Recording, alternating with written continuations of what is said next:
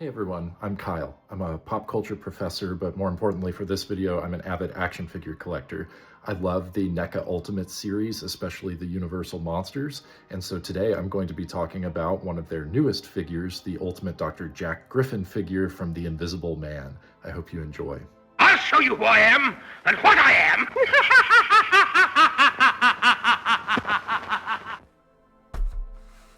This is the second version of NECA's Ultimate Universal Monster figure, the Invisible Man, and they went ahead and just labeled the Doctor by his regular name, Jack Griffin, here on the front.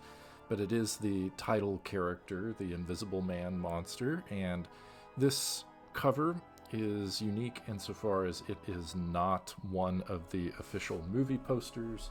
So if you look at other Universal Monster figures in the Ultimate series, like here's Dracula, for example, you've got like a recreation of the film poster up front. So this is a little bit different, but there is an older version of the Invisible Man figure that has some of the classic artwork. I did not get that when it first came out, and it's still kind of sort of available, but I liked the sculpt on this figure a little bit better.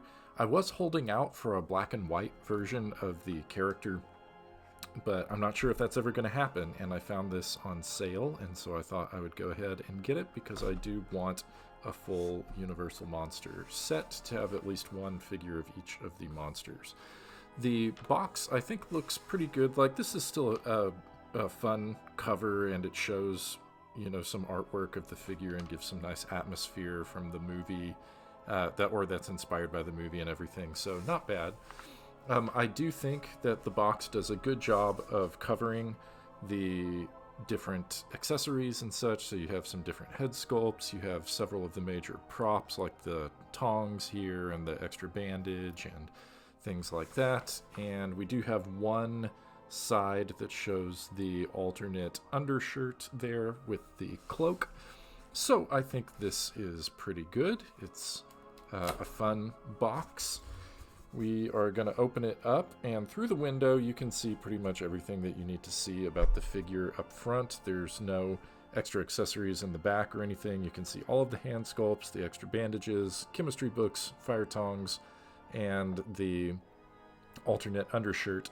I think the biggest advantage of this figure, in my opinion, are the many different head sculpts. They don't have quite as many other items with the character, but I think that makes sense because in the movie, it's not like the character has an iconic weapon or certain props that are just intricately linked to the character. A lot of it is just like the different expressions that they got out of Claude Rains under the bandages and everything. And I do think this is cool. They've got a nice inside window flap here, and on the inside flap we've got a nice pose that shows off finally some of the books over here corresponding with the prop. It's the last prop that we didn't have a picture of on the outside. So I do think this is a very informative box, and it has some cool dynamic things on it. It's not absolutely my favorite of the boxes for NECA Ultimate figures, but it definitely gets the job done. It's interesting and dynamic, and it does show off all of the accessories, so I'm pretty happy with this. Let's take a look at the figure itself. I shall offer my secret to the world with all its terrible power. Alright, we're going to go ahead and slide him out. This is a newer NECA Ultimate figure, and I have noticed that the boxes are just a little bit harder to open recently and a little more stiff. I'm not really super sure what that's about, but even just now I'm having a little bit of difficulty getting out the back cover. So these there we go. So we've got a nice background. All of the NECA Universal Monsters, as you probably know, have these cool backgrounds that correspond with the movies. So this is nice. It gives a lab by the window, and you've got the creepy little tree branches there. That's pretty cool. So here is the figure outside of the box, and for this particular figure and its packaging, you have 2 long sets of plastic slats. So one on the right side and the other, obstructing the image there, sorry about that, and one on the left side, and these are pretty snug and secure. Once you open them, all of the props are easily available. So I would love to start just by talking about the figure's sculpt, which I think is pretty good, pretty impressive for what it is, even though there's not like a lot of unique detail that needs to go into it. The most important thing is the head sculpt, and I think we have some really good head sculpts. I'm going to adjust the focus here for a minute so that you can see some of these pretty neat details. You can see where there's like staples or stitching there. You should be able to see that there is a lot of texture that they put into the head pieces.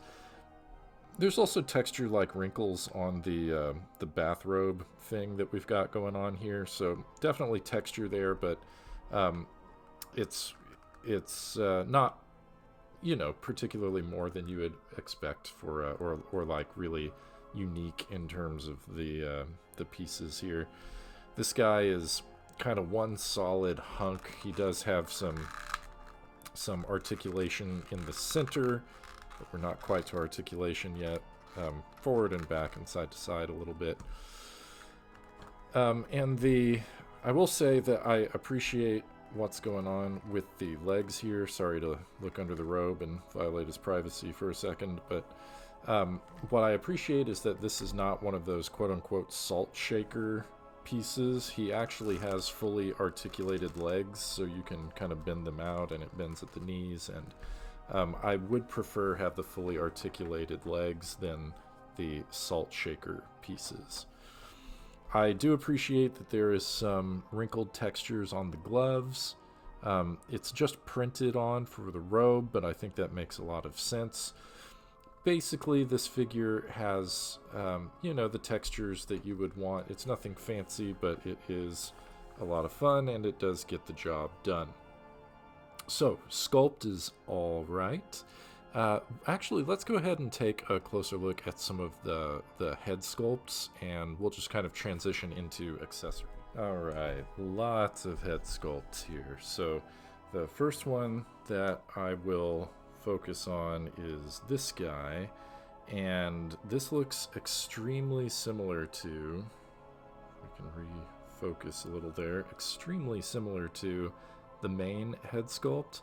It took me a minute to figure out the difference, but you'll notice that the mouth is a little bit longer there. So I think the point here is that in the neutral position, it's just like a regular face, like he's not talking or something, but when you look at this head sculpt, it is sort of mouth open, right? A little bit more like he may be speaking or yelling or something like that. And both of them have the famous sunglasses on. We also have a couple of versions without the sunglasses that are basically the same. So this is the neutral face, but without sunglasses. Again, lots of nice texture there, and you get the little staples on the back. And then you also have the speaking face with the longer mouthpiece without the sunglasses. And then they have one that's a little more monster movie-ish that's pretty cool, and this is kind of a partially wrapped head sculpt. I like this one a lot, because it's very different than the other ones, you know, so it's sort of being unraveled, right? Very cool. There are other accessories that are pretty fun. So we've got different kinds of bandages that I think are interesting. This one's just a flat piece, and so it's kind of some gauze that you can use to show that he's like having things hanging off of him. And then there's also this bandage, which is not just a flat piece. I'll have to move my hand a little bit to show you, but it hooks on, and it can easily be held in the hand of this Dr. Griffin figure, and that means he can sort of reach over and make it look like he is pulling the gauze off of his head. I think that is very cool. And I'll show you the books as well. This is one solid piece, the stack of books that he keeps with him, but they did label the spines so you can actually see the book titles for photography and such. Pretty cool. And then there are tongs, and these don't actually come apart. They're just one solid piece, so there's no movement on the tongs. But they look pretty cool, and this is probably the most iconic prop from the movie, him carrying around the science equipment, and the tongs and beakers are the most famous part of that. Additional props include these hand sculpts, and also an alternative undershirt piece that's a dress shirt instead of an ascot. So he's got the finger pointing, he's got plain fists, and he's got fingers for grabbing, or hands for grabbing, in addition to the kind of open hand things that most of these characters have going for them in the action figures. Actually, in most figures, the standard hand sculpts are my favorite, where they're sort of almost like a clawed. It's not like a claw, like they're doing something totally unusual or irregular, but it's creepy. It's sort of a kind of open-handed, like they're reaching out or something. It's a little bit unsettling. So kind of normal, but also kind of not. I like that hand sculpt the best, and I'm glad that they've got a version of it for Dr. Griffin here. So those are the accessories. We should probably talk a little bit about the points of articulation. Okay, so you can see I have changed up the pieces a little bit here. So they've got the grabby hands to hold the tongs there, so you can see that just fits right into his hand. And something that shows off a bit of the articulation is that he can definitely bend his arms and rotate his arms and bend his elbows and everything enough to reach toward the back of his head to use this prop that makes it look like he's pulling the gauze off, like he's unraveling his costume there. So that's sort of the most articulation you get. There isn't really any unique articulation for this character that you wouldn't get with anything else, so it's actually a little bit less articulated. So hands have good motion. They turn all the way around and go up and down. Same thing at like the elbows and the shoulders, right? You get all the movement you would expect there. Head pieces work the same. They are on ball joints, right? And so they can swivel. This one is a little bit bulky, and it has the collar, so it can move its head back and forth a little bit, but it's kind of difficult to do much more than turn side to side. And the real place where we're limited is going to be at the legs. So even though there are standard legs with the feet that turn sideways and move back and forth a little bit, there is some, like, hypothetically, you've got some knee articulation and upper leg articulation in there. The cloak piece, this rubbery bit, is extremely limiting. It does make it difficult for the character to balance, and you can do it. You've got to set the feet pretty wide, and there isn't a lot of variation in terms of how you can pose this figure at the feet, right? You have a little bit of variation with, as I mentioned earlier, Dr. Griffin can move side to side, and at the waist he can actually move back and forth a little bit. I think that's really helpful in giving it a little more posability and animation here that we wouldn't otherwise get. But articulation is a little bit rough. It's kind of less than the norm, and I might be expecting too much for NECA to use different kinds of material than like such stiff rubber down here for the jacket, but that does really limit the ways that you can pose this figure. But it's still a step up from the like salt shaker poses like they did for Ardith Bay, where you kind of just have the feet to work with. So here there is at least a little bit more flexibility. I will applaud them for taking things a step up from some of the other designs of characters who have these long coats. So overall, not bad.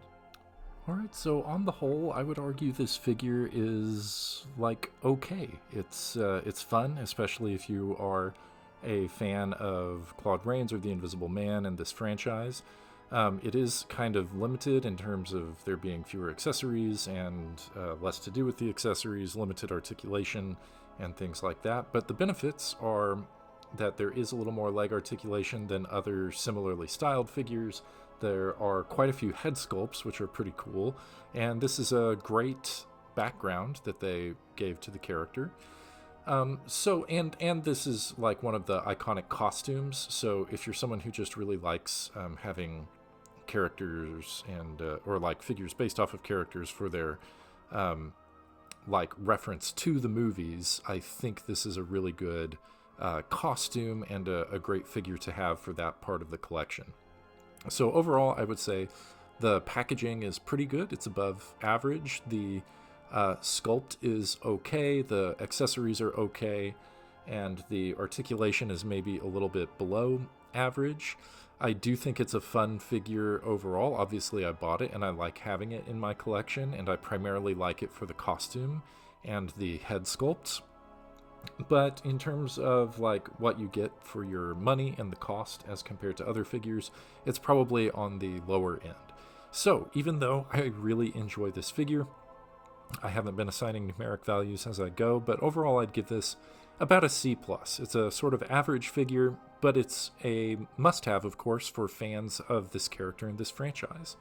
I hope you enjoyed listening to the video, and I'll have more figure reviews ready for you sometime soon in the future.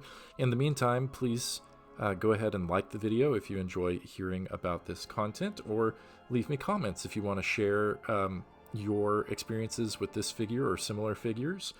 And I would love to hear back from you, my community here on this platform. And I'll be looking forward to the next NECA Universal Monster figure review very soon.